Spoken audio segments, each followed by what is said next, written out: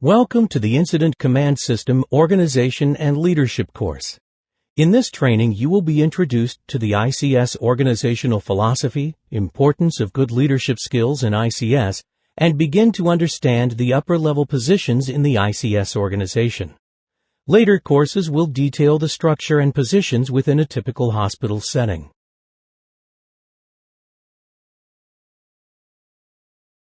The basic philosophy behind an ICS organization is that a wide range of tasks and operational objectives will need to be completed during an incident. These tasks or functions can be grouped according to broad and predictable missions. This philosophy is shown in the flexible organizational structure that is the foundation for ICS. This flexibility is the primary advantage of ICS and allows its adaptation to a full range of organizations and incidents. Regardless of the size, location, or complexity of the incident, ICS facilitates a customized response because of its adherence to a simple and understandable organizational structure.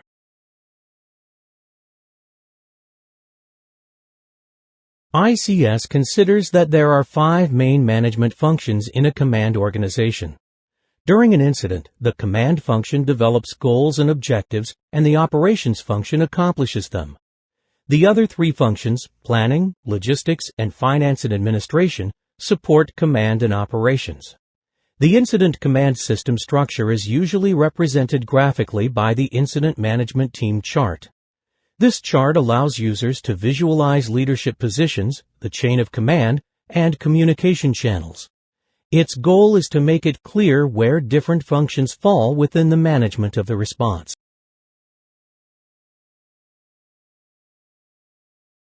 Incident command requires that a strict chain of command be implemented and enforced. Each individual involved in incident operations is assigned to only one supervisor. This is called unity of command. ICS uses levels and position titles to help control the chain of command. For every position on the chart, there is an assigned level, and to each level, there is a distinctive title. At the top of the chart is the command level that is always filled by the incident commander, or IC. One level down is the general staff, or section level, and those leaders are known as chiefs. The next level is the branch, and the leadership title is director. Branches can be established geographically by location or functionally by action. Following the branch is the division or group level for which the title of supervisor is used. Finally, there is unit level with the title of leader. All users of the ICS recognize these titles. The incident commander may also appoint individuals to assist with very specific command functions such as safety and security, public information, liaison and medical, or technical specialist activities. These appointments are at the command staff level and are known as officers.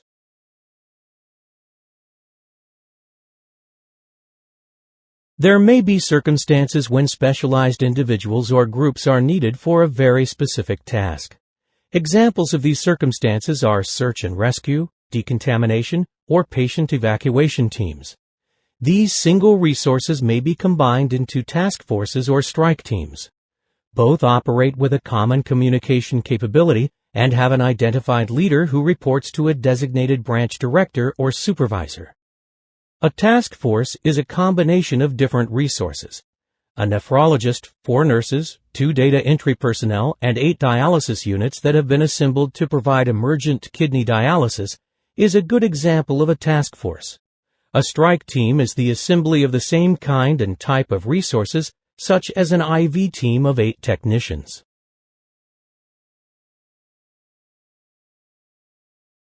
For small-scale incidents, the incident commander may fill all of the major management functions.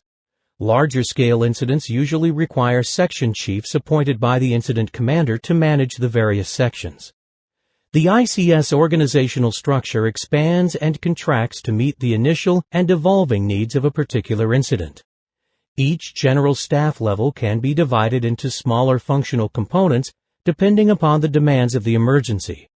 Under those circumstances, the section chief may designate branch directors, group or division supervisors, and unit leaders to subfunctions. This expansion of the structure limits the number of subordinates per manager to maintain an effective span of control. In incident management, you should always strive to keep a ratio of 3 to 5 subordinates to each manager. If this ratio goes above 5 to 1, you should expand the organization of your response by adding an additional supervisory position. If your ratio falls below 3 to 1, you should consider consolidating your organization to maximize efficiency.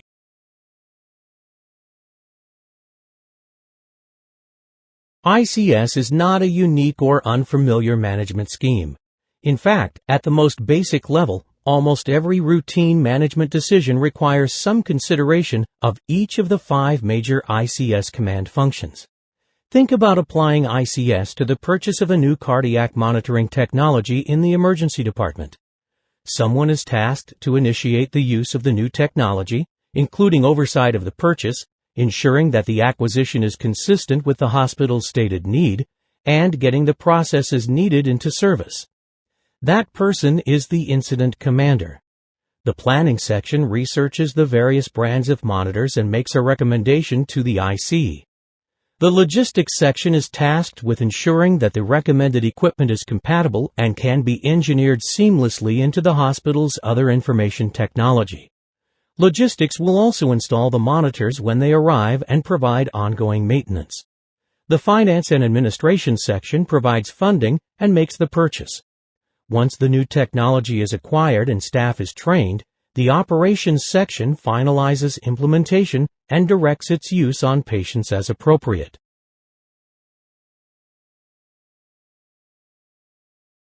In many cases, only a few of the ICS positions will need to be assigned immediately during an emergency.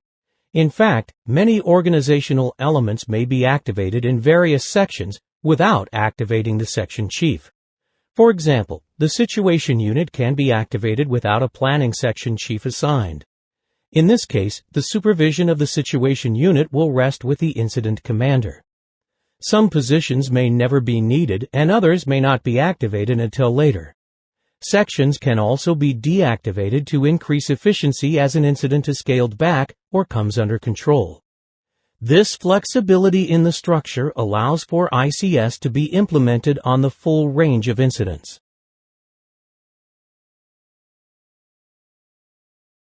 A basic principle of ICS is that the incident commander is in charge of leading the entire operation. The IC's authority is typically granted by the board of directors, CEO, or agency executive, and must be a person with all the skills required of any good leader.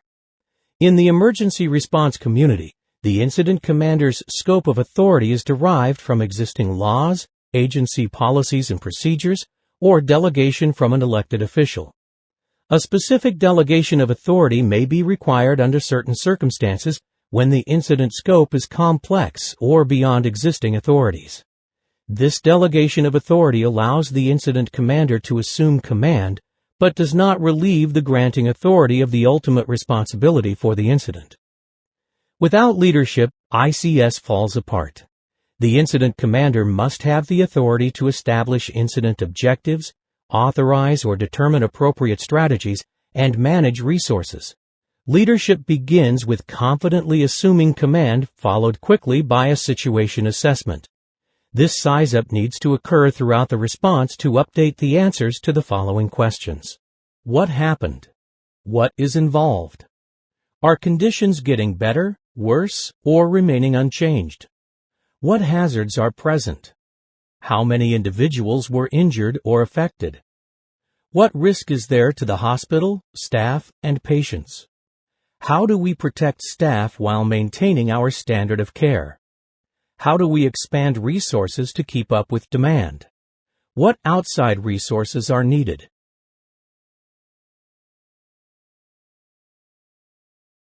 After size-up, objectives are developed so that the plan can be effectively carried out.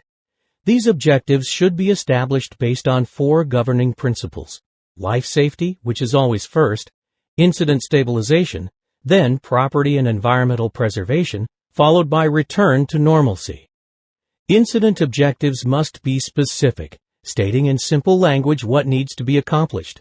measurable against a standard that can be evaluated to determine effectiveness of strategies and tactics, achievable based upon given resources, time, and operating conditions, relevant and in accordance with the incident commander's authority, and timely. A way to easily remember these incident objectives is by the use of the acronym SMART: specific, measurable, achievable, relevant, and timely.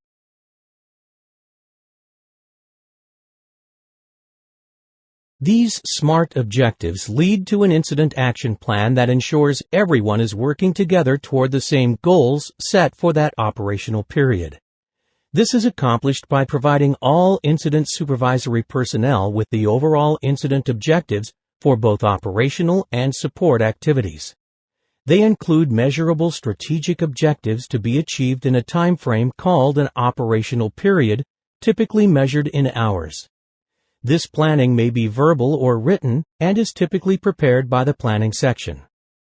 The Incident Action Plan is a very important component of the ICS because it reduces freelancing and ensures a coordinated response. At the simplest level, all incident action plans must have 4 elements. What do we want to do? Who is responsible for doing it? How do we communicate with each other? What is the procedure if someone is injured? The IC organizes the work into one of the 4 broad functional areas: operations, logistics, planning, and finance administration. They next determine if they can manage all of the objectives themselves. If they can, no further expansion is needed. For objectives that must be accomplished by others, the IC must establish required functional positions and assign subordinates. When the number or type of subordinates falls outside of their span of control, additional managers must be assigned. Often this involves activating at least the operations section and delegating its management to the operations section chief. The other sections may also be fully activated with section chiefs assigned to each of these functions.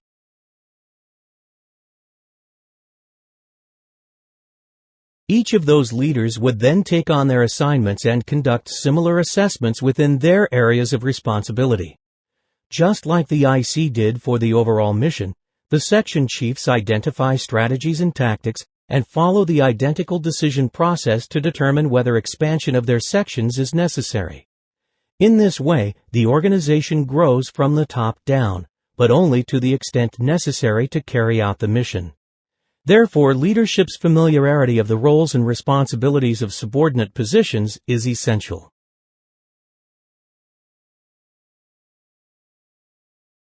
For example, a major snowstorm yielding more than a foot of snow over a short period of time could impact a hospital in terms of snow removal, labor, transportation, and supplies. In this weather emergency, the mission is to maintain operations at the hospital. The IC identifies the following command-level objectives: monitor safety of operations, maintain traffic flow, share briefings with the media, and coordinate hospital activities with outside agencies. Since the IC can't do all these things themselves, they activate command staff positions to carry out these objectives. Operational objectives quickly become apparent. These include continuing patient care activities despite the potential of reduced staffing, ensuring uninterrupted emergency department services, maintaining viability of utilities, and providing for the needs of staff and visitors that can't get home. The IC assigns an operations section chief who oversees the staging of snow removal equipment, the provision of sleeping accommodations and meals, the clinical needs of patients, and the supervision of the hospital's infrastructure. The operations section chief appoints a staging manager, medical care branch director, and infrastructure branch director.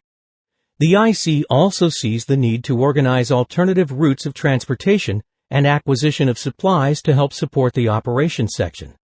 As a result, a logistics section chief is assigned to complete these tasks. The logistics chief assigns a transportation unit leader to coordinate the movement of staff and materials and assumes the task of assuring sleep accommodations and meals for staff involved in the operation.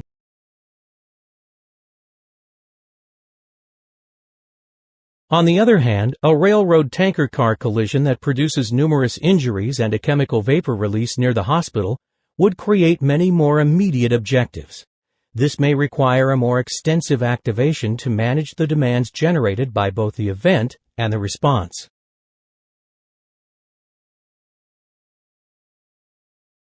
The key is to identify and prioritize the incident's needs and then match resources to those needs. Since emergencies are often in a state of flux, priorities must be reevaluated continuously with resources shifted as necessary. Using ICS for every incident, large or small, helps make it familiar even during the heat of response.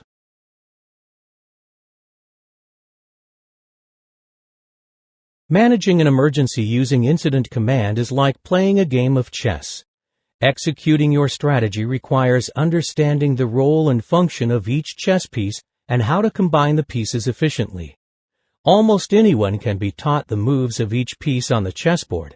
The real challenge is in understanding how each move impacts what happens next. No two chess games or incidents are exactly alike.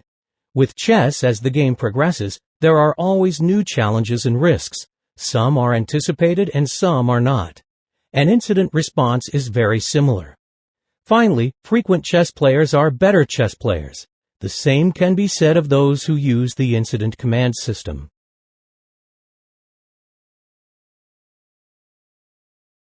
To begin to understand the pieces in the ICS, we begin at the top with the Incident Commander. All incidents, regardless of size or complexity, will have an IC who is responsible for all on-scene management. The IC can delegate authority for certain activities to other members of the command staff or to section chiefs, but the IC retains ultimate responsibility for the incident. Typically, the IC is the person most qualified to manage an incident or event. Upon arriving at an incident, the highest-ranking person will either assume command, maintain command as is, or reassign command to a third party. The incident commander's first duty of leadership is to ensure the safety of all personnel. In this role, the IC is faced with many tasks when assuming command.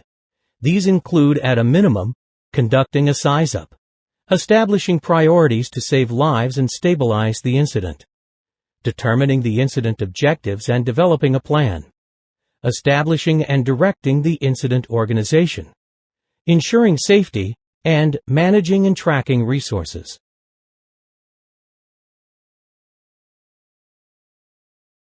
The incident commander's authority and responsibility continues until the incident is over or the command is transferred to another individual. Transfer of authority may occur because of changes in incident complexity, the need to replace personnel due to the prolonged nature of the incident, administrative reasons, or because of personal emergencies. This transfer should take place face-to-face and should include a complete briefing with proper notification of all personnel.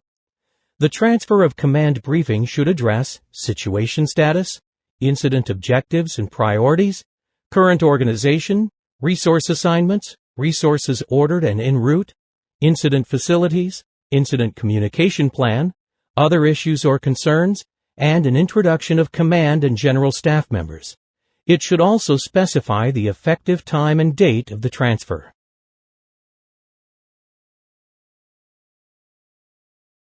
The incident commander must be adaptable and decisive and understand organizational limitations.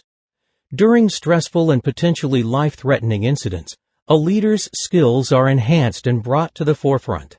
An IC must actively participate and embrace a culture that supports and regularly uses the incident command system. There must be a shared obligation and a mutual understanding between the incident commander and subordinates.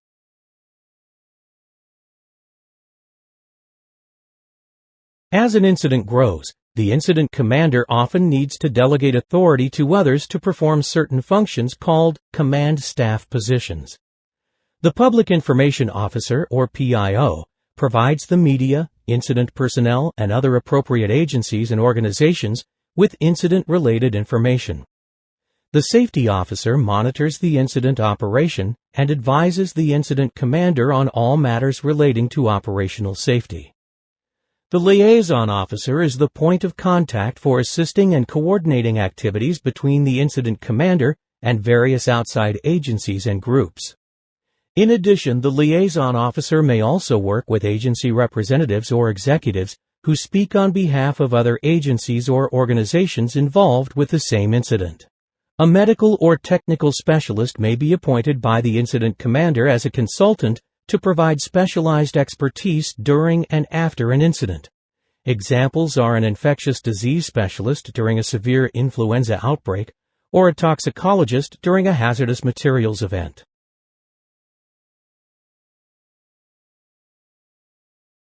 As incidents become even more involved and the number of tasks that need supervision grows, the incident commander begins activating the ICS sections.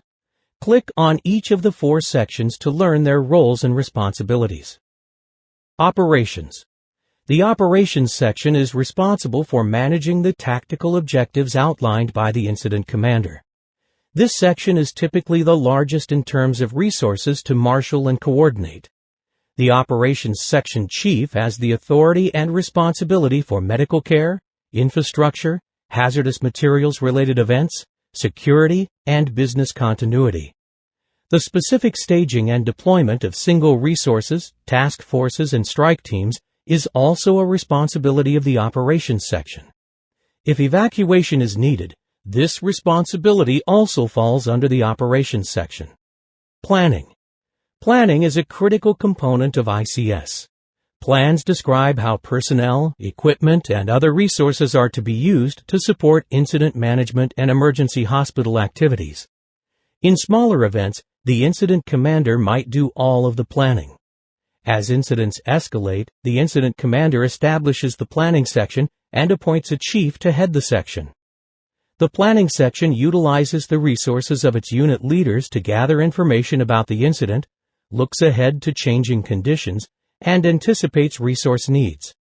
This may include the condition and location of patients, the availability of staff and volunteers, and patient bed availability.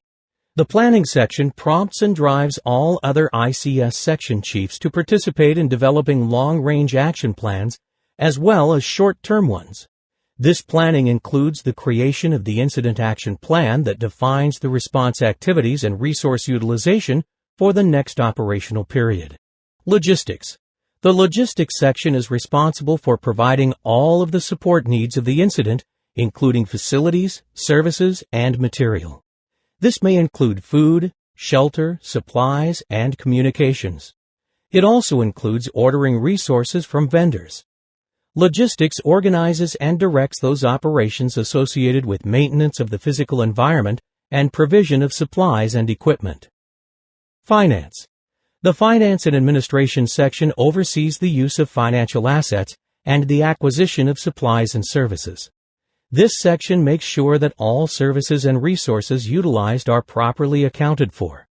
Accurate accounting helps make cost recovery efforts more successful, since even in a disaster, the bottom line will have an impact on the course of action. In addition, the hospital executives and board of directors must be kept informed of the cost of the operation.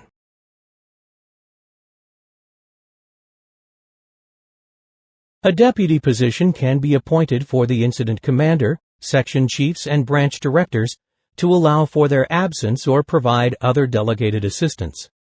The only ICS requirement regarding the use of a deputy is that they must be fully qualified and equally capable to assume the position.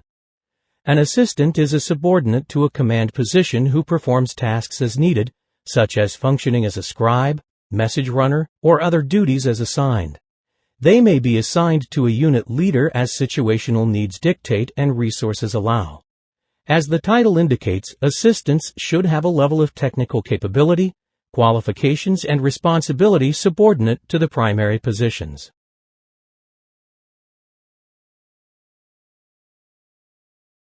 In addition to various support positions, the incident commander has access to a number of ICS tools to help better manage an incident. These tools include ICS forms for incident briefing, assignment list, check-in list, and unit log, job action sheets, emergency operations plan, and hospital-specific policies and procedures. The primary forms used to develop an incident action plan in the hospital include HICS 200 Incident Action Plan Cover Sheet, HICS 201 Incident Briefing, HICS 202 Incident Objectives, HICS 204 Assignment List, and HICS 215A Incident Action Plan Safety Analysis. Additional forms and information include HICS 203 Organization Assignment List, HICS 205A Communications List, HICS 206 Staff Medical Plan, and HICS 221 Demobilization Checkout. Reference the DQE On-Demand Library for a link to additional forms. For a majority of incidents, the HICS Incident Action Plan Quick Start form is all that is necessary. Hospitals should take the time during planning sessions and workshops to customize the generic HICS forms to better meet their needs and existing procedures they use day to day.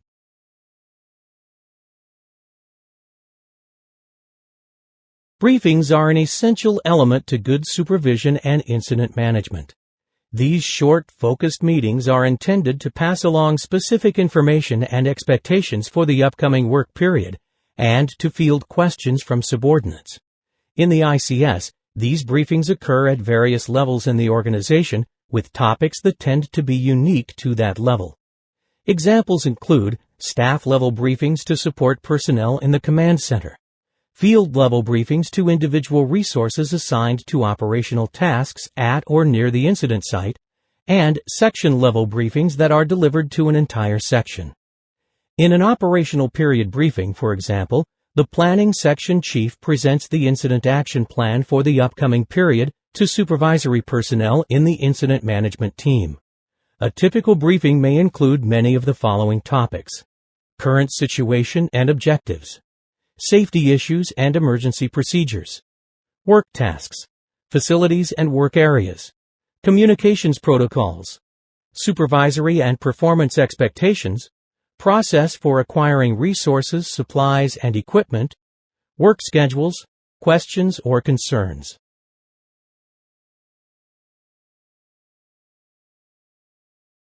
During many types of events, the incident commander may need to establish incident facilities within the hospital or in a pre-designated location just outside the hospital.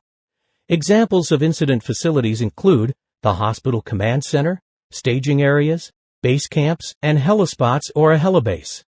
These facilities may be co-located and are only activated if needed. Some incidents may require different facilities. As discussed previously, the Incident Command Post or Hospital Command Center is the location nearest the incident where the incident commander oversees all incident operations. The staging area is a temporary location where personnel and equipment are kept while waiting assignments. A staging area for wheelchairs and transport personnel is commonly designated during emergencies and is typically situated near the emergency department for a timely response. A base is established by the logistics section and is where logistics carries out its administrative functions. In most circumstances, a base is not needed. Logistics is simply managed within the hospital command center. During a pandemic where patient care is being provided in an alternate care location, the logistics section may establish a base in or near the temporary treatment facility. In this same scenario, a camp or shelter area may be established within or near the temporary treatment area to provide food, water, sleeping area, and sanitary services for staff supporting the alternate care facility. Hospital emergencies that require the services of a helicopter will need to designate an area for air operations. A helispot is a location where helicopters can safely land and take off.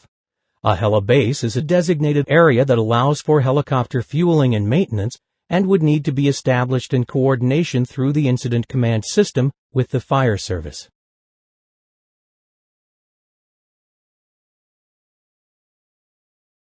When an emergency code is announced, staff should report to their designated area based upon the hospital's emergency operations plan and individual department plans. In most circumstances, this will be their nursing station or department manager's office. No one should respond to the incident area or emergency department unless they have been pre-authorized. When necessary, the director or manager of the area will provide their staff with a briefing and assignment. This briefing may include a current situation assessment, a review of incident objectives, and a plan for communications. Procedural instructions for obtaining resources such as personal protective gear and patient evacuation supplies may be provided along with a quick in-service on safety procedures. Good, accurate record-keeping will be essential. If you are called in from home, make sure you bring any necessary personal items since you may need to be at the hospital for a prolonged period of time. Preparations for family and pets should be made and a communications plan established.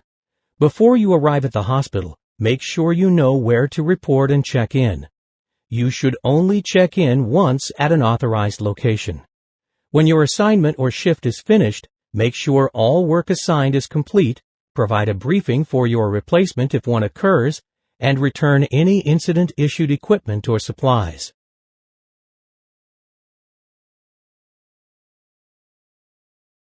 At its heart, the Incident Command System organizes incident response by anticipating tasks and categorizing them into an established and consistent structure with the ultimate goal of matching resources to tasks. At the top of the structure is an incident commander who has ultimate responsibility and authority over the incident response. The IC must be a good leader who is practiced in ICS and is committed to its philosophy. ICS matches the pace of an incident by expanding and contracting different elements of the structure as the incident dictates. The ICS organizational system clearly shows the chain of command and emphasizes the need for leadership at the highest levels of the structure. Moving the resources around to effectively manage a complicated and ever-changing emergency takes calm thinking, assertive control, and above all, practice. When an organization embraces the ICS philosophy and practices it in incidents of all sizes and complexities, leadership is strengthened and incident management becomes second nature.